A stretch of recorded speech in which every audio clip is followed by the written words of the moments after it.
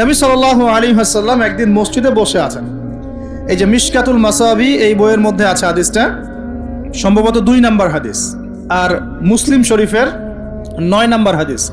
নবী সাল্লাল্লাহু আলাইহি ওয়াসাল্লাম জীবনের শেষের দিকের ঘটনা, তিনি মসজিদে বসে আছেন। কোন মসজিদ? মসজিদ নববী। কোন মসজিদ? নববী। এখন একজন ব্যক্তি আসলেন। এই ব্যক্তির গায়ের জামাটা অত্যন্ত সাদা ধবধবা, চুলগুলো কুচকুচে কালো, এবং তাকে দেখে মুসাফির মনে হচ্ছে না, খুব টিপটাপ পরিপাটি একজন মানুষ ঢুকলেন, সুদর্শন। এসে নবী সাল্লাল্লাহু আলাইহি ওয়াসাল্লামের হাঁটুর সাথে হাঁটু লাগিয়ে দিয়ে বসে পড়লেন। যেমন করে আমরা আত্তাহিয়াতু লিল্লাহি ওই সময় বসি তাশাহুদের সময়, এইভাবে বসে তার 2 হাত নবী সাল্লাল্লাহু আলাইহি ওয়াসাল্লামের উরুর উপর রাখলেন। রেখে বলছেন, 4টা প্রশ্ন করছেন। কয়টা প্রশ্ন? প্রথম প্রশ্নই করছেন, ইয়া মুহাম্মদ, বলেন সাল্লাল্লাহু আলাইহি ওয়াসাল্লাম, আখবিরনি আনিল ইসলাম, হে নবী আমাকে ইসলাম সম্পর্কে বলুন। তখন নবীজি বলছেন, ইসলাম হচ্ছে আন তাশহাদা আল্লা ইলাহা ইল্লাল্লাহ ওয়া আন্না মুহাম্মাদান আবদুহু ওয়া রাসূলুহু। ইসলামের প্রথম বিষয় হচ্ছে তুমি আল্লাহই বিশ্বাস করবে, সাক্ষ্য দিবে আল্লাহ ছাড়া কোনো মাবুদ নাই, এবং মুহাম্মদ সাল্লাল্লাহু আলাইহি ওয়াসাল্লাম আল্লাহর বান্দা এবং রাসূল। এরপর আন তুকিমাস সালাহ, এরপর তুমি সালাত কায়েম করবে 5 ওয়াক্ত, ওয়া তুতিয়াজ যাকাত, তুমি যাকাত প্রদান করবে, ও তাসুম রমাদান, রমজান মাসে সওম বা রোজা রাখবে, এবং সামর্থ্য হলে তুমি হজ করবে। সামর্থ্য হলে হজ। এই 5টা হচ্ছে ইসলামের ভিত্তি। তখন যে প্রশ্ন করছে সেই ব্যক্তি বলছে, সাদাক্ত, আপনি সত্য বলেছেন। কি বলছেন? আপনি সত্য বলেছেন। তখন উমর রাদিয়াল্লাহু আনহু পাশ থেকে তিনি খুব অবাক হয়ে গেলেন। তিনি বলছেন, ফাআজিবনা লাহু, আমরা অবাক হলাম তার উত্তর শুনে। ইয়াসআলুহু ওয়া ইউসাদ্দিকুহু, সে নিজেই প্রশ্ন করলো আবার নিজেই উত্তর দিচ্ছে। নিজেই প্রশ্ন করলো ইসলাম কাকে বলে, আবার নিজেই বলছে সত্য বলেছেন আপনি। তার মানে কি উত্তর তার আগে থেকে জানা আছে? উত্তর তার আগে থেকে জানা আছে। তো সবাই অবাক হয়ে গেল। এরপর তিনি দ্বিতীয় প্রশ্ন করলেন এটা, ফাখবিরনি আনিল ঈমান, হে নবী আমাকে ঈমান সম্পর্কে বলেন। কি সম্পর্কে? ঈমান। এই যে গায়েব, গায়েব সম্পর্কে, ঈমান সম্পর্কে বলেন। কারণ ঈমান মানেই গায়েব। ঈমান মানে কি? গায়েব। দেখেন ঈমানের 6টা পিলার নবীজি বললেন। কয় পিলার? 6 পিলার নবীজি বলছেন। এখন ঈমান, আল ঈমান হচ্ছে আন তুমিনা বিল্লাহ, তুমি আল্লাহ বিশ্বাস করবে। কিসে বিশ্বাস করবে? আল্লাহ। দেখা যায়? আল্লাহকে দেখা যায়? আল্লাহ গায়েব না? গায়েব। ওয়া মালাইকাতিহি, আল্লাহর ফেরেশতা মণ্ডলীর প্রতি বিশ্বাস করবে। দেখা যায়? গায়েব না? আচ্ছা। ওয়া কুতুবিহি, আল্লাহ পাকের সমস্ত আসমানি কিতাবে বিশ্বাস করবে। কোরআন ছাড়া বাকিগুলো দেখা যায়? গায়েব না এগুলা? আচ্ছা। ওয়া রুসুলিহি, আল্লাহ পাকের সমস্ত রাসূলগণে বিশ্বাস করবে। দেখা গেছে রাসূল? আমরা কি আমাদের নবীকেও দেখেছি? এগুলো গায়েব না? গায়েব। ওয়াল ইয়াউমিল আখির, পরকালে বিশ্বাস করবে। পরকাল মানে মৃত্যুর পরের জীবন থেকে জান্নাত জাহান্নাম পর্যন্ত দেখেছি আমরা কেউ? এগুলো গায়েব না? গায়েব। ওয়া আন তুমিনা বিল কদরি খায়রিহি ওয়া শাররিহি, এবং তুমি তাকদীর বা ভাগ্যের ভালো মন্দে বিশ্বাস করবে। ভাগ্যকে দেখা যায়? লাউহে মাহফুজ আল্লাহ পাক ভাগ্য লিখেছেন না? দেখা যায়? কেউ জানে আগামীকাল কি হবে? জানে না। এই যে ঈমানের 6টা পিলার, এই 6টা পিলারকে মুখে স্বীকার করতে হয়, মনে বিশ্বাস করতে হয়, কাজেও বাস্তবায়ন করতে হয়। এই 6টা পিলার কি চোখে দেখা যায়? মুত্তাকিদের বৈশিষ্ট্য কি? আল্লাযীনা ইউমিনুনা বিল গায়বি, এই যে 6টা গায়েব, এগুলোতে যারা বিশ্বাস করে তারা হলো মুমিন। তারা কি? সুবহানাল্লাহ। আচ্ছা, আর 2টা প্রশ্ন বলে সামনে যাই। তৃতীয় প্রশ্ন করলেন, আখবিরনি আনিল ইহসান, আমাকে ইহসান সম্পর্কে বলেন। তখন নবীজি বলছেন, ইহসান হচ্ছে আন তা'বুদাল্লাহা কাআন্নাকা তারাহ, তুমি এমন ভাবে আল্লাহর ইবাদত করবে যেন তুমি আল্লাহকে দেখতে পারছো। বলেন সুবহানাল্লাহ। আল্লাহকে দেখা যায়? ওয়া ইল্লাম তাকুন তারাহ, তুমি যদি আল্লাহকে দেখতে না পারো, ফাইন্নাহু ইয়ারাক, তাহলে জেনে রাখবে আল্লাহ তোমাকে ঠিকই দেখছেন। দেখছেন না? এই কনসেপ্টটা, এই কনসিয়াসনেসের নাম হচ্ছে ইহসান, মানে আল্লাহকে হাজির নাজির জেনে ইবাদত করা। এই জিনিসটা যদি সবার ভিতরে থাকতো, কেউ কোনো দুর্নীতি করতে পারতো না, অন্যায় করতে পারতো না, কাউকে ঠকাতে পারতো না, সুদ খেতে পারতো না, ঘুষ খেতে পারতো না। কারণ সে ফিল করতো আর কেউ দেখুক না দেখুক আল্লাহ পাক আমাকে দেখছেন। এই জিনিসটা থাকলেই মানুষ পাপ থেকে দূরে থাকতে পারতো। আল্লাহ পাক আমাদেরকে ইহসান দান করুন বলি আমি। এটাই কিন্তু সুফিজমের একটা ভালো অংশ। অনেকে এটাকে সম্পূর্ণ বলেন যেটা প্রয়োজন নাই, হয়তো এরকম কথা আসে, কিন্তু এটা আধ্যাত্মিকত্বের দরকার আছে। এটা হলো ইহসান। এটাকে বলে ইহসানের মধ্য দিয়ে আল্লাহর মারিফত পাওয়া যায়। কি পাওয়া যায়? ইহসানের মধ্য দিয়ে আল্লাহর পরিচয়, আল্লাহর মারিফত পাওয়া যায়। যখন আপনি ফিল করবেন, বা আমি ফিল করতে পারবো যে আল্লাহ পাক আমাকে সবসময় দেখছেন, সবসময় আমার সাথে আল্লাহ পাক আছেন। সাথে আছেন মানে কি? আমার পাশে আছেন। আল্লাহ পাক তার জ্ঞান দিয়ে তার ক্ষমতা দিয়ে সবকিছু দিয়ে আল্লাহ পাক আমাকে পরিবেষ্টন করে রেখেছেন, রাখেন নাই? তার দৃষ্টির বাইরে যাওয়ার ক্ষমতা আমার আছে? তার জ্ঞানের বাইরে যাওয়ার ক্ষমতা আছে? তার ক্ষমতার বাইরে যাওয়ার ক্ষমতা আমার আছে? অতএব এই হলো আল্লাহ কনসিয়াসনেস, যেটাকে আমরা বলি আল্লাহ কনসিয়াসনেস, মানে এহসান। আল্লাহ পাককে হাজির নাজির জেনে ইবাদত করা, এটা হলো এহসান। এটা ইবাদতের অনেক উঁচু স্তর। সবাই কিন্তু শুরুতেই এহসান অর্জন করতে পারে না। আমলের মধ্য দিয়ে, জিকিরের মধ্য দিয়ে, হ্যাঁ, তাহাজ্জুদের মধ্য দিয়ে, ভালো ভালো দান খয়রাত, দান সাদাকা, নামাজ, রোজা, হজ, যাকাত, বিভিন্ন আমলের মধ্য দিয়ে হৃদয় যখন পরিশুদ্ধ হয়, কলব যখন পরিশুদ্ধ হয়, আল্লাহওয়ালা মানুষের সোহবত পায়, আস্তে আস্তে দেখবেন তার মধ্যে আল্লাহর মারিফত চলে আসে। একবারে কিন্তু আসে না, একবারে আসে। এবং জিকির, বেশি বেশি আল্লাহর জিকির করতে হয়। জিকিরেই কলব কি হয়? তাজা হয়, পরিচ্ছন্ন হয়। আর জিকিরের সবচেয়ে শ্রেষ্ঠ জিকির হচ্ছে সালাত। সবচেয়ে শ্রেষ্ঠ জিকির কি? এটাই বলা যিকরুল্লাহি আকবার, এটা হচ্ছে আল্লাহ পাকের সবচেয়ে বড় জিকির। তারপরে অন্যতম বড় জিকির হচ্ছে কোরআন তেলাওয়াত করা। কি করা? কোরআন তেলাওয়াত। এরপরে তো আমাদের তাসবিহ, তাহলিল, জিকির, আজকারগুলো আছেই। তো আসুন, চতুর্থ প্রশ্ন নবীজি করছেন, নবীজিকে করা হচ্ছে ফাখবিরনি আনিস সাআহ। কে প্রশ্ন করছে? ওই ব্যক্তি জিবরাইল আলাইহিস সালাম মানুষের রূপ ধরে এসে প্রশ্ন করছেন। আর বলে রাখি, সাহাবীদের সামনে, সবার সামনে এই একবার মাত্রই তিনি মানুষের রূপ ধরে এসেছেন। সবার সামনে, সবার সামনে পাবলিকলি, নবীর সামনে পাবলিকলি, সাহাবীদের সামনে এই একবার তিনি সবার সামনে মানুষের রূপ ধরে এসেছেন। এটাকে বলে হাদিসে জিবরিল। তখন চতুর্থ প্রশ্ন তিনি করছেন, ইয়া মুহাম্মদ আখবিরনি আনিস সাআহ, আমাকে কিয়ামত সম্পর্কে বলেন। কি সম্পর্কে? কিয়ামত। দেখেন, 4টা মৌলিক প্রশ্নের একটা কিয়ামত সম্পর্কে। তার মানে 25% প্রশ্ন কিয়ামত সম্পর্কে। বুঝতে পারছেন? 4টা মৌলিক প্রশ্নের একটা কিন্তু কিয়ামত সম্পর্কে। কেন প্রশ্ন করলেন? কারণ সচেতনতা, সচেতন থাকা যায় যেন, কিয়ামতের সাইনগুলো দেখা গেলে, নিদর্শন দেখা গেলে সচেতন হওয়া যায় যেন, এজন্যে। হাত গুটিয়ে বসে থাকার জন্য প্রশ্ন করছেন কিয়ামত কবে হবে। নবীজি বলছেন, মাল মাসউলু আনহা বিআ'লামা মিনাস সাইল, এই বিষয়ে প্রশ্নকারী উত্তরদাতার চেয়ে বেশি জানে না। মানে উত্তরদাতা এবং প্রশ্নকারীর জ্ঞান এখানে আসলে সমান। এখানে কেউ জানে না কিয়ামত এক্স্যাক্টলি কবে হবে। কেউ কি জানে? জানে না। তখন তিনি আবার প্রশ্ন করছেন, 5 নম্বর প্রশ্ন। কত নম্বর? 5ম প্রশ্ন করছেন, ফাখবিরনি আন আমারাতিহা, তাহলে আমাকে কিছু আলামত বলে দেন। কি বলে দেন? এখন নবী সাল্লাল্লাহু আলাইহি ওয়াসাল্লাম অন্যান্য হাদিসগুলোতে অনেক আলামত বলেছেন, কিন্তু এই হাদিসে গিয়ে মাত্র 2টা আলামত বলছেন। কয়টা? মাত্র 2টা। আমি টুকটাক ক্ষুদ্র গবেষণা করে দেখেছি, বড় বড় যে আলামতগুলো আছে এগুলো বাদ দিয়ে ছোট ছোট যে আলামতগুলো আছে এগুলোকে এই 2টার মধ্যে ফেলে দেয়া যায়। এই 2টোর মধ্যেই ফেলে দেয়া যায়। এটা পরে বোঝাবো ইনশাআল্লাহ। তো নবীজি বলছেন মাত্র 2টো আলামত কিয়ামতের। কয়টা?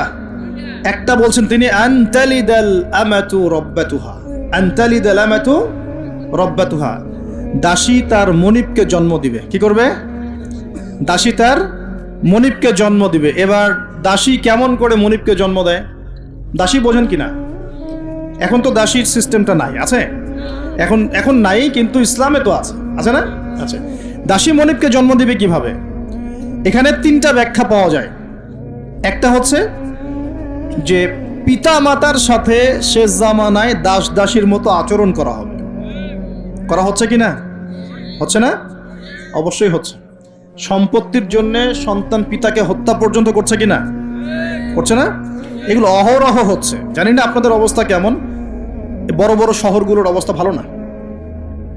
নীতি নৈতিকতা, সামাজিক মূল্যবোধ আস্তে আস্তে দিন দিন অবক্ষয় হচ্ছে না? হচ্ছে। এগুলো থেকে ফেরাবে কে? ইসলাম অন্য কিছু ফেরাতে পারবে?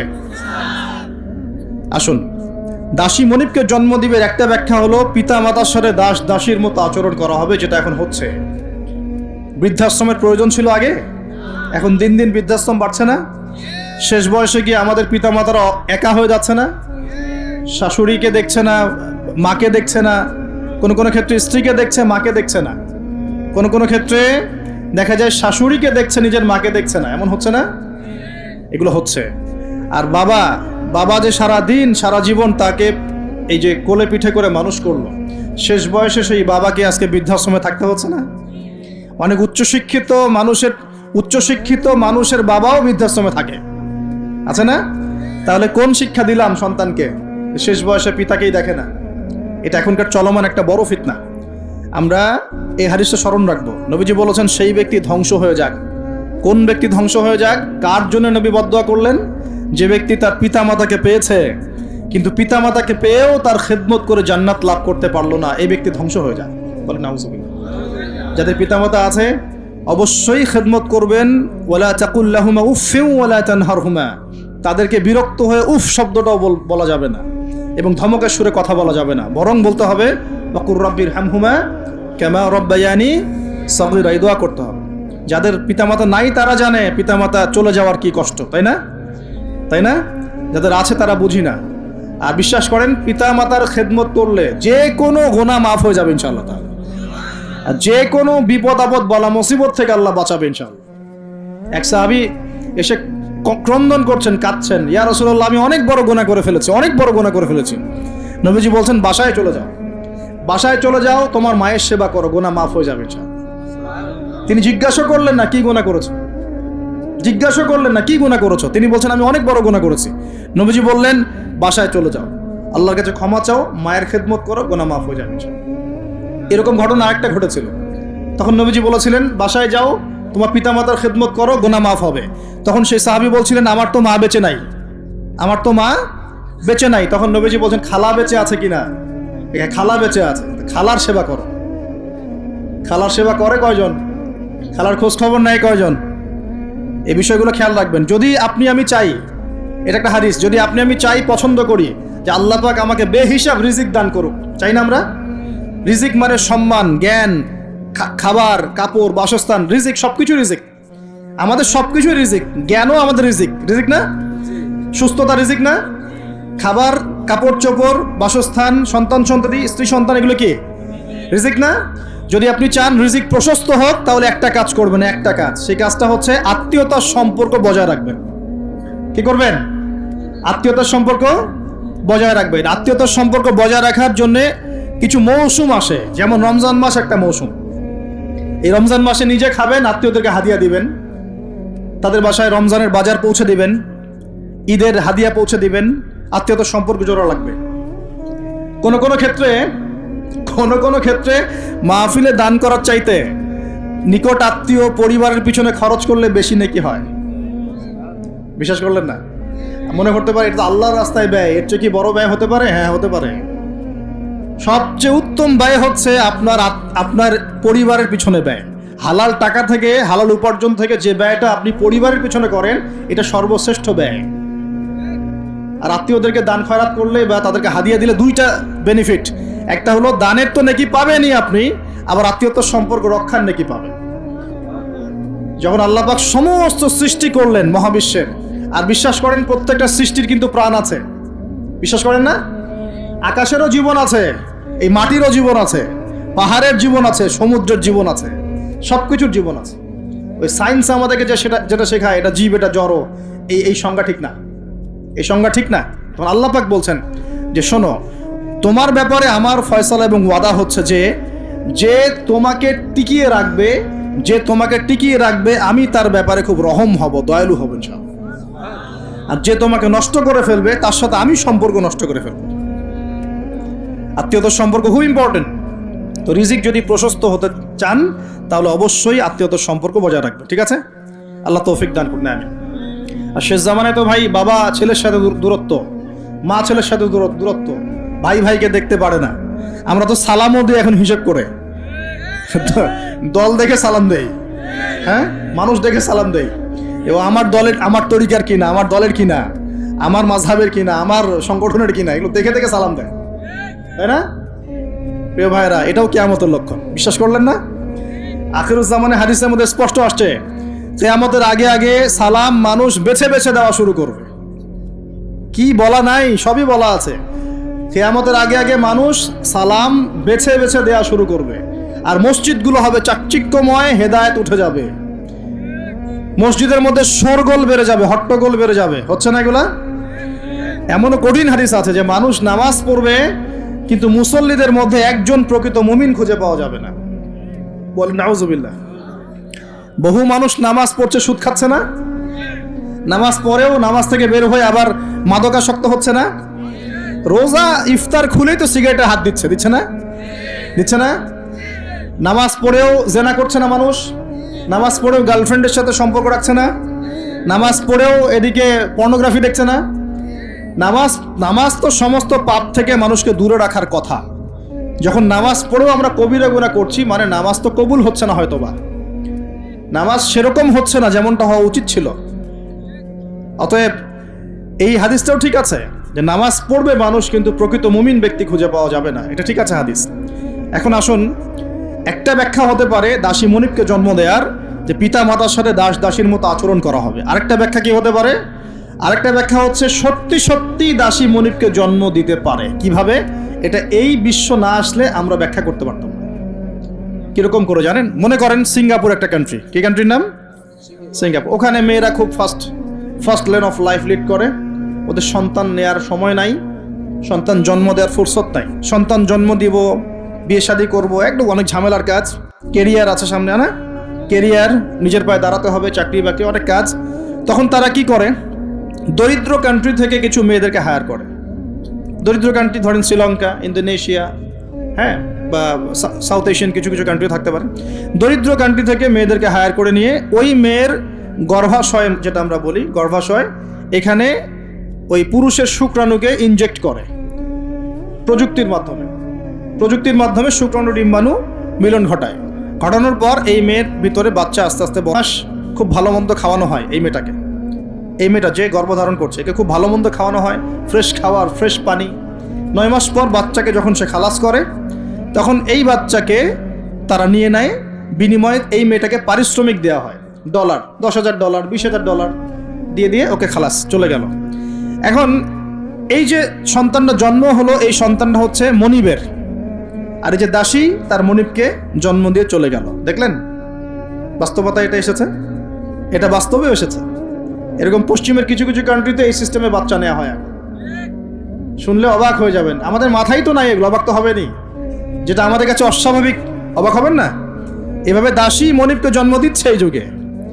আরেকটা ব্যাখ্যা, এটা আমার কাছে সবচেয়ে প্রিয় ব্যাখ্যা আর কি, সেটা হলো দাসী মনিবকে জন্ম দেওয়ার ব্যাখ্যা এক্সটেন্ডেড ওলামায়ে কেরাম করেছেন যে সে জামানায় গিয়ে সমাজে ন্যায় অন্যায়, সত্য মিথ্যা, হালাল হারাম, এই যে মানদণ্ডটা আছে, এটা উল্টে যাবে আর কি। বুঝতে পারছেন না মনে হয়? ন্যায় হবে অন্যায়, অন্যায় হবে ন্যায়, হালাল হয়ে যাবে হারাম, হারাম হয়ে যাবে হালাল, সত্য হয়ে যাবে মিথ্যা, মিথ্যা হবে সত্য। এগুলো হচ্ছে কি না? সবচেয়ে মিথ্যাবাদী ব্যক্তিকে সমাজে মানুষ বলছে সত্যবাদী ব্যক্তি। সবচেয়ে যে করাপ্টেড মানুষ, তাকে বলা হচ্ছে আমানতদার ব্যক্তি। যার চরিত্র সবচেয়ে খারাপ, বলা হচ্ছে একদম পবিত্র চরিত্র। হ্যাঁ, একজন মদখোর মানুষ, তাকে বলা হচ্ছে খুব সম্মানী মানুষ। হ্যাঁ, একজন বেনামাজি মানুষ, কোনোদিন মসজিদের ধার কাছেও আসে না, তাকে বলা হচ্ছে খুব উন্নত চরিত্রের মানুষ, খুব ভালো মানুষ। আর যারা সত্যিকারের সৎ, মুত্তাকি, পরহেজগার, তাদেরকে পদে পদে বাধা পেতে হচ্ছে। এখন হচ্ছে না? মানুষ হালালকে হারাম করে নিচ্ছে। যেমন মদকে মানুষ আগে হারাম মনে করতো, আস্তে আস্তে এখন মাশাআল্লাহ, আস্তাগফিরুল্লাহ, এটা হালাল করে নেওয়া হচ্ছে। হালাল করে নেওয়া হচ্ছে না? মাঝে মাঝে পত্রিকা কিছু রিপোর্ট দেখি, রিপোর্টগুলো দেখলে আসলে কষ্ট হয়। একটা মদের ব্র্যান্ডের নাম দিয়ে বলছে যে এই বছর তারা মদ বিক্রি করে 4,500 কোটি টাকা আর্ন করেছে। কি খুশি, কি খুশির কথা! এবং এতে করে বড় অঙ্কের রাজস্ব আমরা পেয়েছি। বাপ রে বাপ, কি একটা প্রোগ্রেস! এই হারামের টাকা না ঢুকলে মনে হয় রাষ্ট্র নষ্টই হয়ে যেত, ভাবটা এমন। হ্যাঁ, এবছর সুদের মধ্য দিয়ে প্রোগ্রেস হয়েছে আমাদের এত কোটি টাকা, শাবাশ! এই তো মুসলমান নাকি?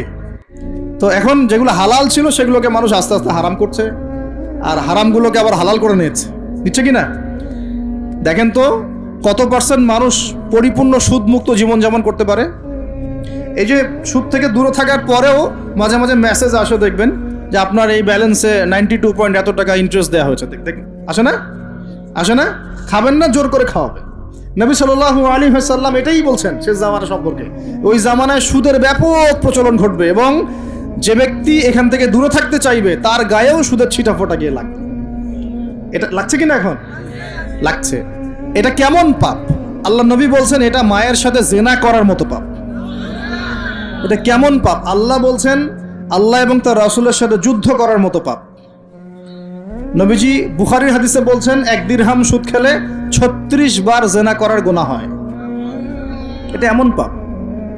এর ফলশ্রুতিতে সমাজের এক শ্রেণীর মানুষ ধনী হয়, আর এক শ্রেণীর মানুষ আস্তে আস্তে গরিব হয়। সমাজটাকে বড় করে দেখলে দেখবেন বিশ্বে এক শ্রেণীর মানুষ ধনী হয়েছে, এক শ্রেণীর মানুষ গরিব হয়েছে। এটা সুদের ফলাফল। আস্তে আস্তে এর ধ্বংস অনিবার্য, কোনো উপায় নাই। এবং যারা দরিদ্র, ব্যক্তিগতভাবে দরিদ্র, সোশ্যালি দরিদ্র বা রাষ্ট্রগতভাবে দরিদ্র, এদের অবস্থা খারাপ। সুদের বেড়া জালে ফেলে এদের রক্ত চুষে সম্পদ নিয়ে নেবে, এটাই ওদের প্ল্যান, মাস্টার প্ল্যান। এবং যখন সুদের মধ্যে একটা জাতি পড়ে যায়, এর পুরো ব্লেম সবার উপরে চলে আসে, সবাই সুদের আন্ডারে চলে আসে। সবার শ্রম থেকে এবং রক্ত মাংস ঘাম থেকে এই টাকা পরিশোধ করতে হবে। আপনারা হয়তো ইকোনমিক্স কতটুকু বোঝেন আমি জানি না, আর এগুলো ওয়াজ মাহফিলে বলার মতোও বিষয় নয়। ওয়ার্ল্ডে যারা ইকোনমিক বিষয়গুলো ডিল করে, এরা সুদ ছাড়া কোনো লোন আপনাকে দিবে না, বিনা সুদে কোনো লোন আপনাকে দিবে না। এখন এই সুদটার লোনটা আপনাকে শোধ করতে হবে না? সুদের লোন শোধ করতে হলে আপনাকে জনগণের শ্রম থেকেই সুদটা শোধ করতে হবে, অথবা আপনাকে আপনার নিজের রাষ্ট্রের প্রবৃদ্ধি বাড়িয়ে ওই টাকাটা শোধ করতে হবে। যেভাবেই হোক শোধ করতে হবে। তখন সবার উপরে সেই ব্লেমটা চলে আসবে, আসবে কি না? এখান থেকে বের হওয়াও খুব কঠিন। এখন বের হওয়া খুব কঠিন। আল্লাহ পাক আমাদের জন্য সহজ করুন, দোয়া করে। কঠিন তবে অসম্ভব নয়, কঠিন তবে অসম্ভব নয়। দান সদকা বাড়াতে হবে, জাকাতগুলো প্রদান করার সিস্টেম তৈরি করতে হবে। ওসর দিবেন, গবাদি পশুর জাকাত দিবেন, এবং অপচয় কমাবেন, দুর্নীতি কমাবেন। টাকার 2 নাম্বারই কমিয়ে দিলে এবং আমানতের খেয়ানত কমিয়ে দিলেই ইনশাআল্লাহ একটা জাতির জন্য আল্লাহ পাক আসমান এবং জমিনের বরকতের দরজা খুলে দেবে ইনশাআল্লাহ। আল্লাহ ওয়াদা করেছেন। এটা এইভাবে সলভ হওয়া সম্ভব। পরে বলবো কিছু কথা ইনশাআল্লাহ। তো এখানে আমার কাছে এই ব্যাখ্যাটা বেশি পছন্দ। নবীজিকে বলছেন কিয়ামতের সাইন বলেন, কিছু সাইন বলেন। নবীজি বলছেন দাসী মনিবকে জন্ম দিবে, তার অন্যতম ব্যাখ্যা হলো শেষ জামানায় হক বাতিল, ন্যায় অন্যায়, সত্য মিথ্যার মানদণ্ড উল্টে যাবে। এটা হয়েছে কি না? আরেকটা সাইন তিনি বলেছেন, এটা ভালো করে শোনেন। নবীজি বলছেন সাল্লাল্লাহু আলাইহি ওয়াসাল্লাম যে কিয়ামতের আগে আগে ওয়ান্তারাল হুফাতাল উরাতাল আলাতা রিয়া আশ-শাই ইয়াতাতাওয়ালুনা ফিল বুনিয়ান। নবীজি বলছেন কিয়ামতের অন্যতম নিদর্শন হবে সমাজের সবচেয়ে নিকৃষ্ট শ্রেণীর মানুষ। নিকৃষ্ট বলতে দরিদ্র, একদম দরিদ্র, যার পায়ে স্যান্ডেল পরার টাকা ছিল না, গায়ে জামা কেনার টাকা ছিল না। হুফাতাল উরাতাল আলাতা রিয়া আশ-শাই, রাখাল।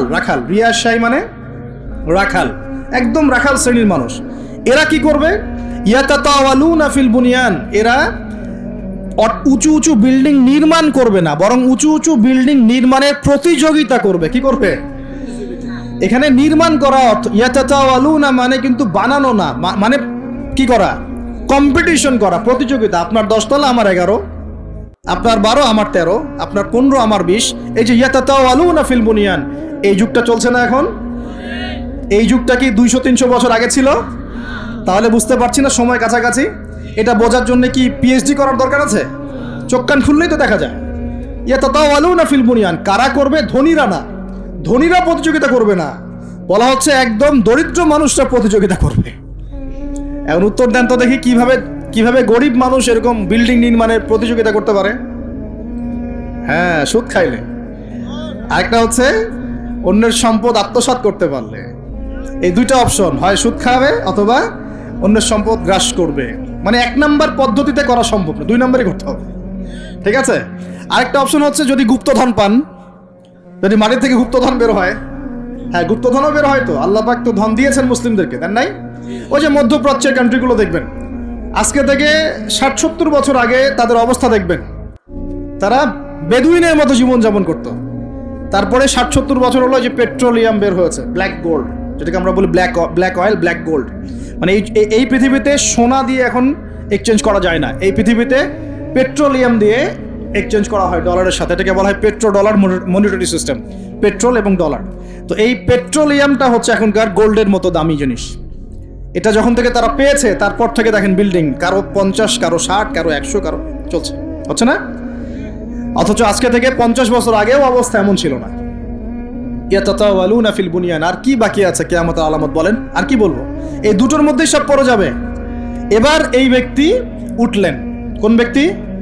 ওই যে জিবরাইল আলাইহিস সালাম এবার উঠে চলে যাচ্ছেন, আর সবাই চুপচাপ বসে আছেন। মানে অনেক সময় হয় না, খুব চুপ করে সব বসে থাকে, সাইলেন্স, পিন ড্রপ সাইলেন্স। এবার নবী সাল্লাল্লাহু আলাইহি ওয়াসাল্লাম নিজে বলছেন ইয়া ওমর, হে ওমর, আতাদরি মানিস সাইল, তুমি কি জানো এই ব্যক্তিকে যে প্রশ্ন করলো, কে চলে গেল প্রশ্ন করে? তখন নবীজিকে ওমর রাদিয়াল্লাহু আনহু বলছেন, আল্লাহু ওয়া রাসূলুহু আ'লাম, আল্লাহ এবং তার রাসূলই ভালো জানেন এই ব্যক্তিকে। নবীজি বলছেন, ইন্নাহু জিবরিল, এই ব্যক্তি হচ্ছে জিবরাইল আলাইহিস সালাম। সুবহানাল্লাহ। আতাকুম ইউআল্লিমুকুম দীনাকুম, তিনি এসেছিলেন তোমাদেরকে তোমাদের দ্বীন ইসলাম শেখাতে। তিনি এসেছিলেন তোমাদেরকে তোমাদের দ্বীন শেখাতে। কেন আসছেন তাহলে? দ্বীন শেখাতে। তাহলে দ্বীনের প্রশ্ন কয়টা বের হলো? ইসলাম কাকে বলে, ঈমান কাকে বলে, ইহসান কাকে বলে, কিয়ামত কবে হবে। তাহলে দ্বীনের পড়াশোনার মধ্যে কিয়ামতের আলামতগুলো পড়তে হবে না? এটা 25% হলো না? নবীজি বলে দিলেন আমি তো জানি না কবে কিয়ামত হবে, আবার প্রশ্ন করলেন তাহলে আলামত বলেন। কেন? কারণ সচেতনতা। এখান থেকে আমাদের টপিক কোনটা? এই যে মুমিন পেয়েছেন, মুমিনের সংজ্ঞা কয়টা পিলারে বিশ্বাস করতে হবে? পিলারগুলো বলেন। আল্লাহে বিশ্বাস 1, 2 নম্বর ফেরেশতা মণ্ডলীতে বিশ্বাস, 3 নম্বর আসমানি কিতাব সমূহে বিশ্বাস, 4 নম্বর নবী রাসূলগণে বিশ্বাস, 5 পরকালের জীবনে বিশ্বাস, আর 6 তাকদীর ভাগ্যের ভালো মন্দে বিশ্বাস। এই 6টা কি গায়েব কি না? এখন একটু বোঝেন বর্তমান বিশ্বের সাথে আমাদের সংঘর্ষ কোথায়, একটু বোঝেন এবার। আমরা ইমানদার হতে হলে এই 6টা বিষয় বিশ্বাস করতেই হবে, না হলে কেউ মুমিন হতে পারবে না। আর এই 6টা বিষয় কি চোখে দেখা যায়, স্পর্শ করা যায়, পরীক্ষাগারে পরীক্ষা করা যায়, কোনো যুক্তি বিজ্ঞান দর্শন দিয়ে কোনো সিদ্ধান্তে আসা যায়? যায় না। আমরা এগুলো বিশ্বাস করি আল্লাহর ওহীর জ্ঞানের আলোকে। কিসের আলোকে? আল্লাহ পাক বলেছেন, রাসূল বলেছেন, বাস বিশ্বাস করি। এখানে আমরা কোনো যুক্তি বিজ্ঞান দর্শনের ধার ধারি না দাঁড়িয়ে।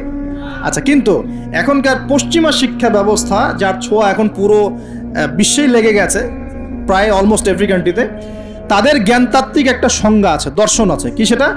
তারা পরীক্ষা নিরীক্ষা, যুক্তি বিজ্ঞান দর্শন এর বাইরে কোনো কিছুকেই তারা সিদ্ধান্ত হিসেবে গ্রহণ করবে না, জ্ঞান হিসেবে গ্রহণ করবে না। তারা পানিকে বিশ্বাস করে, পরীক্ষা করে দেখবে যে হাইড্রোজেন অক্সিজেন মিলে পানি হয়, এটা বিশ্বাস করবে। ঠিক আছে? তারা কঠিন তরল বায়বীয় পদার্থে বিশ্বাস করে, তারা চাঁদে বিশ্বাস করে, তারা মঙ্গল গ্রহে বিশ্বাস করে, ইত্যাদি ইত্যাদি। কিন্তু তারা এই চাঁদ, মঙ্গল গ্রহ, মহাবিশ্বের স্রষ্টাকে বিশ্বাস করে না, কারণ তাকে দেখা যায় না। আমি কি বোঝাতে পারছি পার্থক্য কোন জায়গায়? তারা এটা বিশ্বাস করে যে হ্যাঁ, বিগ ব্যাং, মহাধুম করে একটা বিস্ফোরণ হলো আর মহাবিশ্ব সৃষ্টি হয়ে গেল, এটা ওরা বিশ্বাস করে। এই বিস্ফোরণ যে আল্লাহ পাক ঘটিয়েছেন এটাতে বিশ্বাস করবে না। বুঝতে পারছেন না মনে হয়? তারা বিশ্বাস করে যে হ্যাঁ, এই যে পানি খাচ্ছি, পানি একটা জিনিস, তরল পদার্থ খাচ্ছি, কিন্তু এই পানি যে কেউ সৃষ্টি করেছেন এটাতে তারা বিশ্বাস করবে না। তারা মনে করে হাইড্রোজেন অক্সিজেন মিলে পানি হয়, কে সৃষ্টি করলো সেটা তিনি বিশ্বাস করবে না। এটাকে আমরা ফিলোসফির ভাষায় বলি এপিস্টিমোলজি। কি বলি? খুব কঠিন শব্দ। এপিস্টিমোলজি মানে হলো জ্ঞান তত্ত্ব। কি তত্ত্ব? ওদের জ্ঞান তত্ত্ব হচ্ছে যে পরীক্ষা নিরীক্ষা পর্যবেক্ষণ ছাড়া কোনো জ্ঞান নেওয়া যাবে না। কিন্তু আমরা দেখি আল্লাহকে আমরা পরীক্ষাগারে পরীক্ষা করতে পারবো, ফেরেশতাকে পারবো, জিন জাতি, আমাদের আত্মা, রূহ, কবরের আযাব, জান্নাত জাহান্নাম। হ্যাঁ, ওই যে কবরের ফেরেশতা আসবে, প্রশ্নোত্তর। হ্যাঁ, ওই যে কিয়ামতের মাঠে সূর্য নেমে আসবে, ঘামবে মানুষ। হ্যাঁ, তারপরে যে আগের নবী রাসূলগণ, আগের আসমানি কিতাব, তাকদীর ভাগ্য, আগামীকাল কি হবে, এগুলোকে পরীক্ষাগারে প্রমাণ করতে পারবেন। এই কারণেই তারা আমাদের এই ধর্মীয় কনসেপ্টে বিশ্বাস করে না। আমি কি বুঝতে পারছি কেন বিশ্বাস করে না? ওদের সাথে আমাদের জ্ঞানতাত্ত্বিক আদর্শের দর্শনে পার্থক্য আছে। এখন এই কারণেই তারা যেহেতু স্রষ্টায় বিশ্বাস করে না, এখন মানুষের সৃষ্টি তত্ত্ব দিতে হবে, একটা দিতে হবে না? কেমন করে মানুষ সৃষ্টি হলো, কোত্থেকে আসলো, কেমন ছিল আমাদের আদিম পুরুষরা, দিতে হবে কিনা? এই কারণে বিভিন্ন মতবাদ তারা দিয়েছে, এই অ্যামিবা থেকে, ওই কোষ থেকে, অমুক থেকে, তমুক থেকে, এর মধ্যে একটা দিয়েছে ওই যে বিবর্তন থেকে। দেখেন নাই? আচ্ছা, এগুলো এমনি এমনি না, কারণ ওদের দর্শনটা চাপিয়ে দেওয়ার জোরপূর্বক চেষ্টা করা হচ্ছে, আর কিছু না। এখানে যে বিশ্বাস করে যে আমাদের একজন স্রষ্টা আছেন আল্লাহ রাব্বুল আলামিন, এবং তিনি প্রথম সৃষ্টি করেছেন আদম আলাইহিস সালামকে, তাকে নাম জ্ঞান শিক্ষা দিয়েছেন, তার পাজর থেকে হাওয়া আলাইহিস সালামকে সৃষ্টি করেছেন, জান্নাতে রেখেছেন, পরীক্ষা নিয়েছেন, শয়তান প্রলুব্ধ করেছে, তাই না? তারপর আমরা দুনিয়াতে চলে এসেছি, আমরা এসেছি জান্নাত থেকে পৃথিবীতে, এবং আমাদের পিতা, আদি পিতা আদম আলাইহিস সালাম এই কনসেপ্ট যে বিশ্বাস করে, তার কি বিবর্তনের প্রয়োজন আছে? আর যেহেতু ওরা এই কনসেপ্টে বিশ্বাস করে না, এই কারণে একটা সৃষ্টি তত্ত্ব দেওয়ার খাতিরে এইসব মতবাদ দিয়ে দিয়েছে। মতবাদ দেয়, দেখ, মত প্রকাশ করে করুক, সেটা বুঝলাম, স্বাধীনতা আছে, কিন্তু জোর করে চাপিয়ে দিতে হবে কেন? যারা অমুসলিম সমাজ বা যারা নাস্তিক, যারা পশ্চিমা সভ্যতার সংস্কৃতির ধারক বাহক, তারা এগুলো বিশ্বাস করে করুক। একজন মুসলিম তো করে না, করে? মুসলিম সমাজের মানুষ কি করে? তাহলে মুসলিম সমাজের মানুষকে এগুলো পড়াতে হবে কেন? এই জায়গাটাই তো সমস্যা। আমরা কি চাপিয়ে দিচ্ছি কোনো কিছু, যে আপনার ঘাট ধরে ইসলাম কবুল করো, এরকম কথা কেউ বলে? আমরা কি করি? আমরা কোরআন সুন্নাহ থেকে সত্যটা স্পষ্ট করি। যার ইচ্ছা হয় সে ইসলাম কবুল করবে, যার ইচ্ছা হয় সে করবে না। লাকুম দীনুকুম ওয়ালিয়া দিন, তোমার দিন তোমার জন্য, আমাদের দিন আমার জন্য। তোমরা যদি কোরআন সুন্নাহ মেনে নাও, আত্মসমর্পণ করো, ইনশাআল্লাহ তোমরা জান্নাতে যাবে, ইনশাআল্লাহ তোমরা আমাদের ভাই হয়ে যাবে। যদি না করো, তোমাদের কবর তোমাদের, তোমাদের তোমাদের পরকাল তোমাদের, এগুলোর সাথে আমাদের কোনো সম্পর্ক আছে? তো জোর করে মুসলিমরা কখনো চাপিয়ে দেয় না, কিন্তু মুসলিমদের উপরে এখন জোর করে এগুলো চাপিয়ে দেওয়া হচ্ছে। এগুলোতে বিশ্বাস করলে কিন্তু ঈমান থাকবে না। থাকবে? কেউ যদি বিশ্বাস করে আল্লাহ মানুষ থেকে মানুষ সৃষ্টি করেন নাই, অন্য কোনো প্রাণী থেকে করেছেন, তাহলে ঈমান থাকবে? কোরআনের শত শত আয়াত আছে, ওয়াল্লামা আদামাল আসমাআ কুল্লাহা, আমি আদমকে সমস্ত নাম শিক্ষা দিয়েছি। ওয়াইজ ক্বালা রাব্বুকা লিল মালায়েকা ইন্নী জাঈলুন ফিল আরদি খলিফা, আমি স্মরণ করো হে নবী সে সময়ের কথা, আমি ফেরেশতাদেরকে বললাম যে আমি পৃথিবীতে আমার খলিফা পাঠাবো। আমরা হচ্ছে এই দুনিয়া আল্লাহর খলিফা, সুবহানাল্লাহ। আমরা হচ্ছে এই দুনিয়াতে কার খলিফা? আল্লাহর খলিফা। আমরা এই দুনিয়ার অধিবাসী নই, আমরা জান্নাত থেকে এখানে এসেছি। আমরা জান্নাতে ছিলাম, কেন চলে আসলাম? শয়তান ওই যে আমাদেরকে প্রলুব্ধ করেছিল। সূরা তাহা পড়বেন, আল্লাহ পাক ওখানে বলেছেন, শয়তান গিয়ে আদম আলাইহিস সালামকে বলছিল, ইয়া আদম, হে আদম, আল আদুল্লুকা, আমি কি তোমাকে বলে দিব, জানাবো কি, আলা শাজারাতিল খুলদি ওয়া মুলকিন লা ইয়াবলা, এমন গাছের কথা বলবো যার কাছে গেলে বা যার ফল খেলে তুমি রাজত্ব পাবে, চিরস্থায়ী রাজত্ব পাবে এবং কোনোদিন মরবে না। এই দুটো টোপ দিয়েছে, রাজত্ব পাবে, অমরত্ব পাবে। এক পর্যায়ে ওয়াসওয়াসা দিতে দিতে দিতে দিতে একদিন আমাদের পিতা সেখানে চলে গেলেন। ফাকালা মিনহা, সেখান থেকে তারা দুজন খেয়ে ফেললো। কোথা থেকে খেলো? ওই গাছের কাছ থেকে তারা খেয়ে ফেললো। ফাবাদাত লাহুমা সাওআতুহুমা, এবং তাদের গায়ের যে জামা ছিল জান্নাতের পোশাক, এটা ধাপাস করে খুলে পড়ে গেল। নাউযুবিল্লাহ। জান্নাতে সবার সামনে আমাদের পিতামাতাকে কে নগ্ন করে দিল? শয়তান। তাহলে এখন দুনিয়ায় যারা আমাদেরকে নগ্ন করতে চায়, এরা কার অনুসারী বলেন? বুঝতে পারছেন না? একই মিশন না? একই মিশন। আচ্ছা, এরপর আল্লাহ পাক বললেন তোমরা আর এখানে থাকতে পারবে না। আলাম আকুল লাকুমা ইন্না শাইতানা লাকুমা আদুউম মুবিন, আমি কি তোমাদের দুজনকে বলি নাই, আদম হাওয়া, যে শয়তান হচ্ছে তোমাদের প্রকাশ্য শত্রু? তখন তারা বললেন রব্বানা যালামনা আনফুসানা, বলেন রব্বানা যালামনা আনফুসানা ওয়া ইল্লাম তাগফির লানা ওয়া তারহামনা লানাকুনান্না মিনাল খাসিরিন। এই দোয়া করলেন, আল্লাহ মাফ করে দিলেন, আলহামদুলিল্লাহ। কিন্তু দুনিয়া আর জান্নাতে থাকা হলো না। কুল নাহবিতু মিনহা জামিআ, আল্লাহ বলছেন আমি বললাম তোমরা সবাই নেমে যাও। কোথায় নেমে যাও? পৃথিবীতে নেমে যাও। তার মানে পৃথিবী আগে ছিল না পরে সৃষ্টি করা হয়েছে? পৃথিবী আগেই ছিল। পৃথিবী কি আগে থেকেই ছিল? কুল নাহবিতু মিনহা জামিআ ফাইম্মা ইয়াতিয়ান্নাকুম মিন্নি হুদান, তোমরা নেমে যাও পৃথিবীতে একসাথে, আর তোমাদের কাছে আমার পক্ষ থেকে প্রত্যেক যুগে যুগে হেদায়েত আসবে। কি আসবে? এই যে তাওরাত হেদায়েত ছিল না? তাওরাত, জাবুর, ইনজিল সব হেদায়েত ছিল। ঠিক ওই সিলসিলাতেই এসেছে কি? আল কোরআন। ফামান তাবিআ হুদায়া, যারা আমার হেদায়েত মেনে নিবে, ফালা খাউফুন আলাইহিম ওয়ালা হুম ইয়াহজানুন, তাদের কোনো ভয় নাই, কোনো দুশ্চিন্তা নাই। যে জান্নাত থেকে এসেছো ওখানে ফিরে যাবে ইনশাআল্লাহ তাআলা। আমরা এসেছি পৃথিবীতে জান্নাত থেকে, এখানে পরীক্ষা দিচ্ছি, উদ্দেশ্য আবার সেই জান্নাতেই ফিরে যাওয়া। আমরা এখানে থাকতে আসি নাই তো, থাকতে আসছি। আমরা এখানে আসছি জান্নাত থেকে, ফিরে যাব কোথায়? ইনশাআল্লাহ জান্নাতে, ইনশাআল্লাহ জান্নাতে। আর জান্নাতীদের 120 কাতার হবে। কত কাতার? 120 কাতার। তার মধ্যে 80 কাতার হবে উম্মতে মুহাম্মাদি, বলেন সুবহানাল্লাহ। আর এই উম্মতে মুহাম্মাদির মধ্যে আরো 70,000 স্পেশাল মানুষ আছে। কত হাজার? যারা বিনা হিসেবে, বিনা আযাবে ডাইরেক্ট জান্নাতে যাবে ইনশাআল্লাহ। তবে অন্য একটা হাদিসে আসছে যে প্রত্যেক হাজারের সাথে আরো 70,000। তবে শর্ত কঠিন। কিরকম শর্ত? সাহাবীরা বসে ডিসকাস করছেন কে হতে পারে তারা। কেউ বলছেন তারা হয়তো প্রথম দিকের মুসলিমরা হবেন, কেউ বলছেন তারা হয়তো মুজাহিদরা হবেন, কেউ বলছেন তারা বদর যুদ্ধের সাহাবীরা হবে, ইত্যাদি।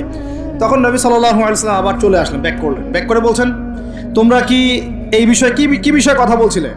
তখন সাহাবীরা বললেন আমরা তো ডিসকাস করছিলাম যে কারা হতে পারে সেই 70,000। নবীজি বললেন শোনো, ওই 70,000 মানুষ, এক নাম্বার ওই 70,000 মানুষ পাখি উড়িয়ে ভাগ্য গণনা করে না। প্রথম কাজটা কি?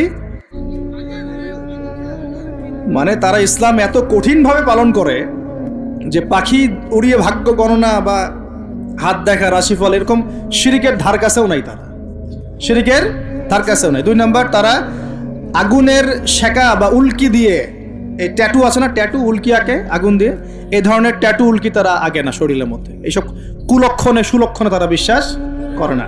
3 নাম্বার, তারা অবৈধ ঝাড়ফুঁক করে না। অবৈধ ঝাড়ফুঁক করে না। বৈধ ঝাড়ফুঁক করা যাবে, সূরা ফাতিহা পড়ে ঝাড়ফুঁক করা যাবে, সূরা ফালাক নাস ইখলাস পড়ে পড়া যাবে, আয়াতুল কুরসি পড়ে পড়া যাবে, কোরআন হাদিস দিয়ে ঝাড়ফুঁক করা যাবে। কিন্তু অবৈধ কিছু ঝাড়ফুঁক আছে না, তান্ত্রিক কবিরাজদের কাছে মানুষ করে, এগুলো করা যাবে না। আর 4 নাম্বার হচ্ছে তারা সর্বাবস্থায় এক আল্লাহর উপরে তাওয়াক্কুল করে, ভরসা করে, আল্লাহর প্রতি তাওয়াক্কুল করে। এরা হচ্ছে সেই 70,000 মানুষের মতো থাকবে ইনশাআল্লাহ। এক সাহাবী দাঁড়িয়ে বললেন, ওয়াকাশা দাঁড়িয়ে বলছেন যে, ইয়া রাসূলুল্লাহ, আমার জন্য দোয়া করেন, আমি যেন সেই 70,000-এর মধ্যে থাকতে পারি। নবীজি বললেন, হ্যাঁ, তুমি 70,000-এর মধ্যে একজন যাও। এরপর আরো 2 জন সাহাবী দাঁড়িয়ে গেলেন, আমার জন্য দোয়া করেন। নবীজি বললেন, না, ওয়াকাশা অগ্রগামী হয়েছে। এভাবে সবার জন্য দোয়া করতে থাকলে দরজা কি হতো? বন্ধ হয়ে যেত। তো এই দরজা খোলা আছে। এই যুগের মানুষও হতে পারে না? যে ব্যক্তি শিরক করে না, আল্লাহ ভরসা করে, কোন রকম কুলক্ষণে বিশ্বাস করে না, ইসলাম পরিপূর্ণরূপে পালন করে, ইনশাআল্লাহ তাআলা আল্লাহ চাইলে তাদেরকে আল্লাহ পাক 70,000-এর মধ্যে আশ্রয় দিবেন, অংশ দিবেন ইনশাআল্লাহ তাআলা। তো আমরা বলছিলাম যে আমরা কোত্থেকে আসছি ভাই? জান্নাত থেকে। কোথায় যাব? ইনশাআল্লাহ। এর মাঝখানে শয়তানের পথ রয়েছে কিছু, শয়তানের ফিতনা। কি ফিতনা? শয়তান চায়, শয়তান কিন্তু ওয়াদা করে আসছে, চ্যালেঞ্জ করে আসছে আল্লাহর কাছে। কি করছে? চ্যালেঞ্জ। শয়তান কি চ্যালেঞ্জ করছে জানেন? শয়তান চ্যালেঞ্জ করছে যে রব্বি, শয়তান বলছে রব্বি মানে হে আমার রব। শয়তান কিন্তু আস্তিক, শয়তান কিন্তু আল্লাহকে বিশ্বাস করে। সে বলছে রব্বি, হে আমার রব, আনজিরনি, আমাকে অবকাশ দিন, ইলা ইয়াউমি ইউবআসুন, কিয়ামত দিবস পর্যন্ত অবকাশ দিন। আল্লাহ বলছেন ফাইন্নাকা মিনাল মুনজারিন, যাও, তোমাকে অবকাশ দেওয়া হলো। কিয়ামত পর্যন্ত সময় আল্লাহর কাছে এমন বড় কিছু নয়, খুব সামান্য। এবার সে বলছে রব্বি ফাবিমা আগওয়াইতানি, হে আল্লাহ, যে আদমের জন্য আজকে আমাকে জান্নাত থেকে বের করে দেয়া হলো সিজদা না করার কারণে, লা আকুদান্না লাহু সিরাতাকাল মুস্তাকিম, ওই আদমকে জাহান্নামে নেয়ার জন্য আমি সরল পথে ওত পেতে বসে থাকবো। বসে থাকে না শয়তান? সুম্মা লাআতিয়ান্না মিন বাইনি আইদিহিম, খুব ভালো করে জায়গাটা বোঝেন প্রিয় ভাইরা। শয়তান চ্যালেঞ্জ করে বলছে সুম্মা, এর পরে আমি আসব আদম সন্তানের সামন থেকে। কোত্থেকে? এই সামন থেকে মানে অর্থ হচ্ছে দুনিয়া, মানে আপনাকে দুনিয়ার সমস্ত ফিতনা এসে প্রলুব্ধ করে রাখবে। কারণ দুনিয়া চোখের সামনে দেখা যায় না, দেখা যায় দুনিয়ার অভাবের ধোঁকা দিবে, বেকারত্বের ধোঁকা দিবে, হতাশা, এইটা সেইটা, স্বামী স্ত্রীর ফিতনা, পরিবারের ফিতনা, সামাজিক ফিতনা, আপনাকে দুনিয়ার এই ফিতনা এসে ব্যস্ত রাখে না? এটা হচ্ছে সামন থেকে আসা। ওয়ামিন খালফিহিম, পিছন থেকে আসবো। পিছন থেকে মানে আপনাকে পরকাল সম্পর্কে হতাশ করে দিবে এবং পরকাল সম্পর্কে আপনাকে কুধারণা সৃষ্টি করবে এবং পরকাল সম্পর্কে আপনার মধ্যে একটা গাফেলতি সৃষ্টি করে দিবে যে পরকাল না, পরে দেখা যাবে। হ্যাঁ, পিছনে কি আছে? পরকাল না? পিছনটা পরকাল। তো পরকাল আসবে যখন, তখন দেখা যাবে। হ্যাঁ, বৃদ্ধ হলে তখন তওবা করে নিব, এখনো কি তাড়াহুড়ার কি আছে, পরে দেখা যাবে শেষ বয়সে। এরকম করে আপনাকে ভুলিয়ে ভালিয়ে রাখবে পিছন থেকে। আবার হতাশ করে দিবে, আমার পরকালে আমার জান্নাত হবে না, আমি তো এত আমল করতে পারি নাই, হ্যাঁ, আমার কি হবে, আমার আত্মহত্যা ছাড়া কোনো পথ নাই। এভাবে হতাশ করে ফেলবে আপনাকে পিছন থেকে। সুম্মা লাআতিয়ান্না মিন বাইনি আইদিহিম ওয়া মিন খালফিহিম, সামন থেকে আসবো, পিছন থেকে আসবো, ওয়া আন আইমানিহিম, ডান দিক থেকে আসবো। ডান দিক মানে কি? এটার ব্যাখ্যাও চমৎকার। ডান দিক মানে কি? আমরা বলি না ডান পক্ষ খুব ভালো মনে করি না? ডান পক্ষ ভালো, ডান দিকটা ভালো, শুভ মনে করি তো। ডান দিক হচ্ছে আপনাকে নেক্সট সুরতে সে ধোকায় ফেলবে। ডান দিক মানে কি? নেক্সট সুরতে ধোকায় ফেলবে। মনে কর ডান দিক মানে ভালো, মানে আপনি নামাজ পড়ছেন কিন্তু নামাজের মধ্যে শিরক ঢুকাই দিবে। মানুষ দেখতেছে ভালো করে নামাজ পড়ে, নামাজ যাকাত দিচ্ছেন, দান সৎকার করছেন, মনের মধ্যে রিয়া ঢুকাই দেবে। ভালো কাজই তো করছে, ঠিক আছে, মানে হ্যাঁ, এটাও ঠিক। ওই যে হালাল প্রেমের দিকে উদ্বুদ্ধ করার চেষ্টা করবে। ডান নেক্সট সুরতে ধোকা, নেক্সট সুরতে। হ্যাঁ, নেক্সট মানে আলেম হয়েছে মানুষ, সবাই একদম বড় বক্তা আলেম সব বলছে, মনের মধ্যে অহংকার, নেক্সট সুরতে ধোকা, ঠিক আছে। বা মনে হচ্ছে যে এক ভাইয়ের গীবত তহমত সমালোচনা করাকে সে দিনের পথে সংগ্রাম মনে করছে, নেক্সট সুরতে ধোকা। হ্যাঁ, এক ভাইয়ের সমালোচনা করা, গীবত করা, তার চরিত্র উদ্ধার করে ফেলা, এটাকে সে মনে করছে যে দিনের জন্যই করছে। ঠিক আছে, নেক্সট সুরতে ধোকা, নেক্সট সুরতে ডান দিক থেকে মানে কি, নেক্সট সুরতে আপনাকে ধোকায় ফেলে দিবে। ফেলছে না? ফেলছে। কিন্তু এটা কিন্তু ডেঞ্জারাস। এটা কাদের জন্যে? এটা আবেদ মানুষদের জন্যই, যারা আল্লাহকে মানে, রাসূলকে মানে, চেষ্টা করে দিনের পথে চলার জন্য, এদেরকে সে ডান দিক থেকে আসবে আর কি। মানে আমাদের ক্ষেত্রে আল্লাহ পাক হেফাজত করুন বলি আমিন। আর চতুর্থটা হলো ওয়ান শামাইলিহিম, ওদের বাম দিক থেকে আসবে। এটা কেমন? এটা হচ্ছে ফাসেক জালেম শ্রেণীর মানুষ যারা, তাদের সামনে মদ, জুয়া, জেনা সবকিছু উন্মুক্ত করে দিবে, এগুলোর পিছনে ছোট হয়। তো এইভাবে চতুর্দিক থেকে শয়তান আসবে এবং বলবে, আল্লাহকে বলেছে ওয়ালা তাজিদু আকসারহুম শাকিরিন, আল্লাহ আপনি বেশিরভাগ আদম সন্তানকেই শুকরগুজার পাবেন না। এটা কি বাস্তব না? এখন বেশিরভাগ মুসলিম নামাজ পড়ে না? পড়ে না? বেশিরভাগ মুসলিম যাকাত দেয় কি দেয় না? রমজান মাস আসছে দেখবেন বেশিরভাগই অনেকেই রোজা রাখবে না, আছে না? রমজান মাসে মানুষ বেপরদায় চলছে না? রোজা রেখেও মানুষ মাপে কম দিবে না? নামাজ পড়ে ওষুধ খাচ্ছে না? মানে বেশিরভাগ মানুষ কিন্তু সত্যি সত্যি আল্লাহর পথে নাই। এই পৃথিবীতে বেশিরভাগ মানুষ বলছে আল্লাহর সন্তান আছে, নাউজুবিল্লাহ। খ্রিস্টানরা বলছে না আল্লাহর সন্তান আছে? তো বেশিরভাগ মানুষকে আমি পথভ্রষ্ট করে ছাড়বো, শয়তান কিন্তু বলে গেছে, এবং সেটা কিন্তু বাস্তব হচ্ছেও। আল্লাহ পাক অন্য সূরায় বলেছেন ওয়া কালিলুম মিন ইবাদিয়াশ শাকুর, আমার শুকরগুজার বান্দা খুব কম হবে। কি হবে? কম হবে। হাদিসের মধ্যেও আসছে যে তোমরা ৭৩ দলে ভাগ হয়ে যাবে। কত দল? তার মধ্যে একটা মাত্র দল জান্নাতে যাবে। কয়টা দল? মা আনা আলাইহি ওয়া আসহাবি, আমি যার উপরে আছি, আমার সাহাবীরা যার উপরে আছে। তো বুঝতে পারছি যে জাহান্নামে বেশিরভাগ মানুষই যাবে, অল্প মানুষই জান্নাতে যাবে। তবে জান্নাতীদের মধ্যে বেশিরভাগ হবে উম্মতে মুহাম্মাদের মধ্যে ইনশাআল্লাহ তাআলা। আর তবে সুসংবাদ আছে। সুসংবাদ কি? আল্লাহ রাব্বুল আলামিন আমাদের নবীজিকে একটা ওয়াদা করেছেন, এটা গিফট, হাদিয়া দিয়েছেন। কিরকম হাদিয়া? আমাদের নবীজিকে আল্লাহ পাক বলেছেন, হে মুহাম্মদ সাল্লাল্লাহু আলাইহি ওয়াসাল্লাম, তোমার উম্মতের মধ্যে কোনো ব্যক্তি যদি আসমান জমিনের সমান গুনাহ করে কিন্তু তার আমল নামায় শিরকের কোনো পাপ থাকে না, শিরকের কোনো গুনাহ নাই, আমি তার সামনে আসমান জমিন সমান ক্ষমা নিয়ে হাজির হব ইনশাআল্লাহ। মানে যে ব্যক্তি লা ইলাহা ইল্লাল্লাহ মন থেকে পড়েছে, আমল করার চেষ্টা করেছে, শিরক থেকে বেঁচে থাকার চেষ্টা করেছে, ইনশাআল্লাহ একদিন না একদিন সে জান্নাতে যাবেই যাবে ইনশাআল্লাহ। এটা তো খুশির কথা আমাদের জন্য। আল্লাহ পাক আমাদেরকে তাওহীদপন্থী বানাক এবং শিরক থেকে বাঁচিয়ে রাখুন। এখন মুমিনের সংজ্ঞা তো বুঝলেন, এই সমস্ত গায়েবে আমরা বিশ্বাস করি বলেই আমরা কি মুমিন। এই মুমিনদেরকে আল্লাহ পাক বলছেন ইত্তাকুল্লাহ, তোমরা আল্লাহকে ভয় করো। কি করো? আর মুমিন হলেই মুত্তাকি হওয়া যাচ্ছে না। মুমিনদেরকে আল্লাহ পাক বলছেন যে আল্লাহকে ভয় করো। আল্লাহকে ভয় করার মানে কি? এক কথায় আমি একটা অ্যান্সার দিচ্ছি। সূরা হাশরে চলে যান। কোন সূরা? সূরা হাশর। এই সূরার 7 নম্বর আয়াত। কত নম্বর? আল্লাহ পাক বলছেন ওয়ামা আতাকুমুর রাসূলু ফাখুযুহু, রাসূলুল্লাহ সাল্লাল্লাহু আলাইহি ওয়াসাল্লাম তোমাদেরকে যা যা দিয়েছেন সব গ্রহণ করে নাও। রাসূল যা যা দিয়েছেন গ্রহণ করে নাও। ওয়ামা নাহাকুম আনহু ফান্তাহু, রাসূল যা যা নিষেধ করেছেন ছেড়ে দাও। সোজা কথা, রাসূল যা যা নিষেধ করেছেন ছেড়ে দাও। এই একটা মূলনীতি মেনে চলতে পারলেই মানুষ মুত্তাকি হয়ে যাবে ইনশাআল্লাহ। এত বেশি কথার দরকার নাই। এই একটা মূলনীতি যে রাসূল যা যা দিয়েছেন নিয়ে নাও, রাসূল যা থেকে নিষেধ করেছেন ছেড়ে দাও, ইনশাআল্লাহ তোমরা সফল হয়ে যাবে, মুত্তাকি হয়ে যাবে। রাসূল কি দিয়েছেন একটু গুছাই দিই আপনাকে। এই যে ঘুমাবো আমরা, আচ্ছা শুরু করি আপনার চেহারা। রাসূল কি আমাদেরকে ক্লিন শেভ চেহারা দিয়েছেন? হ্যাঁ, আজকে এক ভাই আমাকে টেক্সট করলো, কোথায় জানি বাংলাদেশের বাধ্যতামূলক করা হয়েছে একটা প্রতিষ্ঠানে ভর্তি হতে হলে ক্লিন শেভ করতে হবে। তো চিন্তা করেন কিভাবে ফোর্স করা হচ্ছে। এভাবে তো বলতে পারতেন যে যার ইচ্ছা হয় সে শেভ করবে, যার ইচ্ছা হয় সে দাড়ি রাখবে। এটা চাপিয়ে দেওয়া হলো না? হলো?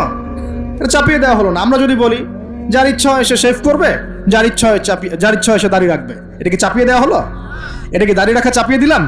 কিন্তু তারা বলছে দাড়ি শেভ না করলে ভর্তি হওয়া যাবে না। চাপিয়ে দিল না? ধ্বংস হোক এদের। কি হোক এদের? ধ্বংস হোক। আল্লাহ পাক ধ্বংস করুক এদেরকে। যারা নবীর সুন্নতকে এভাবে জবাই করে এদেরকে ধ্বংস করুক আল্লাহ। একটা মানুষ একা একা করে একটা জিনিস, একা একা সে করে, একা একা সে নিজের আমল মনে করে, তার কাছে মনে হয়, সে মনে করে হ্যাঁ এটা একটা গুনার কাজ করছি, এক সময় ছেড়ে দিব ইনশাআল্লাহ, মনে করেন এমন মানুষ, এদেরকে আল্লাহ পাক মাফ করে দিবেন ইনশাআল্লাহ। এই মানুষগুলোকে আল্লাহ মাফ করে দিবে ইনশাল্লাহ। আমি আল্লাহকে চিনি, আমার কাছে মনে হয় আমি আল্লাহকে চিনি। একজন মানুষ মনে করে একটা শেভ করতেছে, কিন্তু তার মনে হয় যে না, আসলে শেভ করাটা খারাপ কাজ, এটা খারাপ কাজ, এটা আসলে আমি বাধ্য হয়ে করছি বা করতে হচ্ছে, ইনশাল্লাহ আমি আর একটু বড় হলে ছেড়ে দিব, ইনশাআল্লাহ আল্লাহ চাইলে তাকে মাফ করে দিবেন ইনশাআল্লাহ। আর একজন এটাকে করতে বাধ্য করছে, না এটা করতেই হবে, রাখা যাবে না সুন্নাত, এটা কাটতে হবে, শেভ করতে হবে, এ মাফ পাবে না ইনশাআল্লাহ তাআলা, ইল্লা মাশাআল্লাহ, ইল্লা মাশাআল্লাহ। চাপিয়ে দেওয়া খুব খারাপ জিনিস। কেন চাপিয়ে দিবেন আপনি? কেন চাপিয়ে দিবেন? আর একজন পুরুষের সৌন্দর্যই তো হচ্ছে দাড়ি। আমি তো আফসোস করি যে দাড়ি নাই চেহারায়, কত আফসোস করি যে মানুষ, আপনাদের দাড়ি দেখলে আমার হিংসা হয়, ঈর্ষা হয়। এটা ঈর্ষা, হিংসা না, এটা কি? ঈর্ষা। গাল ভর্তি দাড়ি থাকবে, দেখে কত চমৎকার লাগে, মাশাআল্লাহ। আমাদের নবী সাল্লাল্লাহু আলাইহি ওয়াসাল্লামের চেয়ে কোনো হ্যান্ডসাম পুরুষ আছে? ছিল কখনো? নবী সাল্লাল্লাহু আলাইহি ওয়াসাল্লামের দাড়িগুলো এত সুন্দর ছিল, দাড়ি দিয়ে খুশবু বের হতো, সুবহানাল্লাহ। এমনিতেই দাড়িতে মেহেদি না দিয়েই দাড়ি একটু ব্রাউন রঙের দাড়ি ছিল, মেহেদি দেওয়া লাগতো না, এমনি ব্রাউন কালার দাড়ি। বুঝতে পারছেন না মনে হয়? অনেক টকটকা ফর্সা মানুষ ছিলেন তিনি। আমাদের একদম উপর লেভেল থেকে শুরু করে বাথরুমের টয়লেট পর্যন্ত সব এখন পশ্চিমা কালচারে চলছে। কোন কোন জায়গায় এমন টয়লেট দেখা যায় যে দাঁড়ায়ও পেশাব করার বুদ্ধি নাই, দেখেন নাই মনে হয়? একটা তো স্টেনজা করতে হয় বা পায়ে ভর দিয়ে। কোন পায়ে? এখন এই যে ইংলিশ কমোডে আপনি বা পায়ে ভর দিয়ে কেমনে করবেন বলেন দেখি, কিভাবে সুযোগ আছে? আর পাবলিক টয়লেট যদি হয় তাহলে ওটাতে বসলে কাপড় এগুলো পাক থাকবে, ওটাতে নামাজ হবে? চিন্তা করেন তো, সূচিবায়ু হয় না? আচ্ছা, সব জায়গায় পশ্চিমা সভ্যতা ঢুকে গেছে এখন, সব জায়গায়, বাথরুম থেকে শুরু করে একদম ওই বিশ্ব পরিচালনা পর্যন্ত সব ওদের শূন্যতা চলছে। আর কিছু দেখলাম যে এরকম কিছু বোল বা বাটির মতো রেখে দিয়েছে, ওখানে দাঁড়ায় দাঁড়াই ধরে ধরে করতে হবে। হ্যাঁ, এখন দেখা যায় কোনো মানুষের হাইট 6 ফুট, কোনো মানুষের 5 ফুট, কোনো মানুষের 4 ফুট। এখন যদি ম্যাচ না করে কি করবে? বাপ যদি ঠিক না হয় কি করবে? চিন্তা, এগুলো দেখেন নাই মনে হয়? দেখবেন, ঘুরতে থাকেন। আল্লাহ পাক কি বলেছেন? সিরু ফিল আরদ, জমিনে বিচরণ করো, ঘোরো, জমিন ঘুরে দেখো, ফানজুর, দেখো কাইফা কানা আকিবাতুল মুকাদ্দিবিন, আল্লাহর বিধান যারা অস্বীকার করেছে ওদের কি পরিণতি হয়েছে দেখো। ঘুরতে বলেছেন আল্লাহ পাক। তো দেখেন আমাদের সব সুন্নতগুলো কেন জানি আস্তে আস্তে ওইদিকে চলে যাচ্ছে। আল্লাহ পাক বাঁচাক আমাদেরকে। চেহারা থেকে শুরু হবে, আপনার কথাবার্তা, আপনার চাল চলন, আপনার আকীদা, পোশাক পরিচ্ছদ, বাথরুম, পরিবার, আপনার ব্যবসা, আপনার ইবাদত, জিকির আজগার, তাসবিহ তাহলিল, সমাজ পরিচালনা এবং রাষ্ট্র পরিচালনা পর্যন্ত প্রত্যেকটা কাজ নবী সাল্লাল্লাহু আলাইহি ওয়াসাল্লামের সুন্নত মতো করার পাক্কা নিয়াত করতে হবে। কতটুকু পারি না পারি আল্লাহ দেখবেন, কিন্তু চেষ্টা করতে হবে ইনশাআল্লাহ। ব্যক্তি পর্যায়ে তো পারবো নাকি? এখানে তো আমাকে কেউ ফোর্স করবে না, করবে? আমি যদি দাড়ি ছেড়ে দেই কারো কিছু বলার আছে? আপনি যদি হালাল খান কেউ কিছু ফোর্স করবে আপনাকে? আপনি নামাজ ঠিক মতো পড়েন, রোজা রাখেন, তাসবিহ তাহলিল করেন, জিকির আজগার করেন, আপনার পরিবারে পর্দা কায়েম করেন, কেউ কি ফোর্স করবে আপনাকে? উপরের লেভেলে হয়তো আমরা ইম্পোজ করার ক্ষমতা আমাদের নাই, ওটা পরে। আগে ব্যক্তি জীবন ঠিক করেন, আগে ব্যক্তি জীবন ঠিক করেন, পরিবার ঠিক করেন, আপনার অর্থনীতি ঠিক করেন। ইনশাআল্লাহ তাআলা আল্লাহ পাক আমাদেরকে প্রকৃত মুত্তাকি বানিয়ে দিবেন ইনশাআল্লাহ। আল্লাহ বলছেন প্রকৃত মুত্তাকি হও। কেমন করে আল্লাহকে ভয় করো? হাক্কা তুকাতি, ভয় করার মতো ভয় করো। ভয় করার মতো ভয় মানে কি? জীবনের কিছু অংশে ইসলাম পালন করব, বাকি অংশে করব না, এমন? নাকি জীবনের প্রত্যেকটা ক্ষেত্রে ইসলাম পালনের চেষ্টা করব? কোনটা? জীবনের প্রতিটা ক্ষেত্রে আল্লাহ পাক আমাদের সবাইকে ইসলাম পালন করার তৌফিক দান করুন। আল্লাহকে ভয় করো, ভয় করার মতো করে ভয় করো। আরেকটা কথা বলেছেন আল্লাহ পাক, ওয়ালা তামুতুন্না ইল্লা ওয়া আনতুম মুসলিমুন, পরিপূর্ণ মুসলিম না হয়ে মৃত্যুবরণ। পরিপূর্ণ মুসলিম কি জিনিস? যে ব্যক্তি বেপর্দায় চলে, এক মহিলা, আবার মাশাআল্লাহ নামাজও পড়ে, পরিপূর্ণ মুসলিম হলো কি? একজন ব্যক্তি 5 ওয়াক্ত নামাজি মাশাআল্লাহ, কিন্তু টেবিলের নিচ দিয়ে ঘুষ নিচ্ছে, পরিপূর্ণ মুসলিম হলো? একজন ভাই রোজাদার, মাশাআল্লাহ রোজা রেখেছেন, কিন্তু রোজা রেখে ব্যবসা করছেন, মাপে কম দিচ্ছেন, পরিপূর্ণ মুসলিম হলো? একজন যুবক আল্লাহর জন্য কাজ করছে মাশাআল্লাহ, আবার এদিকে হারাম সম্পর্কে লিপ্ত, পরিপূর্ণ মুসলিম হলো কি? পরিপূর্ণ মুসলিমের সংজ্ঞা বোঝানোর জন্য কোনো ব্যাখ্যার প্রয়োজন নাই। পরিপূর্ণ মুসলিম মানে উদখুলু ফিস সিলমি কাফা, তোমরা ইসলামের হুকুম আহকামকে পরিপূর্ণরূপে গ্রহণ করো, ইসলামে পরিপূর্ণরূপে প্রবেশ করো, বাস। এখন একসাথে কি সব আমল করা যায়? যায় না, কিন্তু চেষ্টা তো করা যায় নাকি? আমরা শুরু করি, আমরা চেষ্টা করি, ব্যক্তি পর্যায় থেকে শুরু করি, পরিবারটা ঠিক করার চেষ্টা করি, হালাল খাওয়ার চেষ্টা করি, ইবাদত বাড়িয়ে দেই, দিনের জ্ঞান অর্জন করি, ওলামায়ে কেরামের সোহবতে থাকি, আল্লাহর জিকির বাড়িয়ে দেই, ইনশাআল্লাহ তাআলা আল্লাহ পাক অনেক বড় জায়গায় নিয়ে যাবে ইনশাআল্লাহ তাআলা। আল্লাহ পাক আমাদের সবাইকে এই আয়াতটা বোঝার তৌফিক দান করুন। বলি আর আমাদের সবাইকে আল্লাহ পাক পরিপূর্ণ মুমিন হওয়ার তৌফিক দান করুন, ইমানের 6 পিলারের উপর বিশ্বাস করার তৌফিক দান করুন, এটাকে মুখে স্বীকার করার তৌফিক দান করুন, কাজেও বাস্তবায়ন করার তৌফিক দান করুন। আল্লাহ পাক আমাদেরকে পরিপূর্ণ মুত্তাকি বানিয়ে দেন, আল্লাহকে ভয় করার মতো করার তৌফিক দান করেন এবং পরিপূর্ণ মুসলিম হওয়ার তৌফিক আল্লাহ পাক দান করেন। তাহলে 2টা এক্সাম্পল দিয়ে আমি শেষ করব। পরিপূর্ণ মুসলিমের এক্সাম্পল আল্লাহ পাক দিয়েছেন ইব্রাহিম আলাইহিস সালামের মতো। কোথায়? ইব্রাহিম আলাইহিস সালামের স্ত্রীকে এবং সন্তানকে আল্লাহ পাক বলছেন রেখে আসো ওই মক্কার জনমানব শূন্য জায়গায়। ওই মক্কায় কোনো মানুষ ছিল, কোনো খাবার, কোনো পানি? ইব্রাহিম আলাইহিস সালাম কি বলেছিলেন আল্লাহ আমি কেন তাকে এখানে রেখে আসবো? কি যুক্তি এর পিছনে, কি লজিক, কি সায়েন্স? বলেছিলেন নাকি আল্লাহ পাক বলেছেন বাস আমল করেছেন? সামি'না ওয়া আতা'না, শুনলাম মানলাম, শুনলাম মানলাম, শুনলাম মানলাম, এর নাম ইসলাম। কোনো প্রশ্ন করা যাবে না। প্রত্যেকটা প্রশ্নের উত্তর আছে ঠিকই, প্রতিটা প্রশ্নের উত্তর ঠিকই আছে, কিন্তু সব উত্তর বোঝার জ্ঞান আল্লাহ পাক আমাকে দেন নাই।